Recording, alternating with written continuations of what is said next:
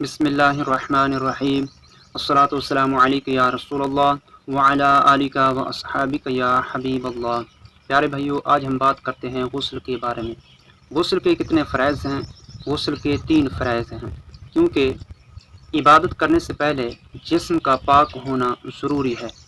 اگر ہمارا جسم پاک نہیں ہوگا تو ہماری عبادت نہیں ہوگی، جب عبادت نہیں ہوگی تو قبول بھی نہیں ہوگی۔ ایک بھائی فرماتے ہیں کہ میں مدنی قافلے میں تھا تو وہاں ایک شخص ملا جس کی عمر تقریباً 70 سال تھی، تو اس شخص کو غسل کرنے کا طریقہ تک نہیں آتا تھا۔ جب اسلامی بھائی نے اس شخص کو غسل کا طریقہ بتایا تو وہ رونے لگا۔ وہ کہنے لگا، جو میں نے پہلے عبادتیں کی ہیں، پہلے جو ریاستیں کی ہیں، میں نے کئی حج کیے ہیں، میرا جسم پاک تو نہیں ہوتا تھا، تو میری عبادت کیسے قبول ہوگی؟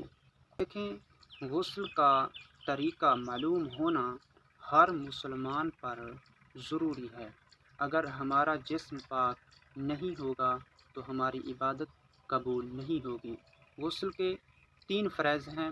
نمبر 1 کلی کرنا، نمبر 2 ناک میں پانی ڈالنا، نمبر 3 پورے جسم پر پانی بہانا۔ اگر ہمارے جسم کا کوئی حصہ، کوئی پارٹ، کوئی عضو، کوئی بال خشک رہ گیا تو غسل نہیں ہوگا۔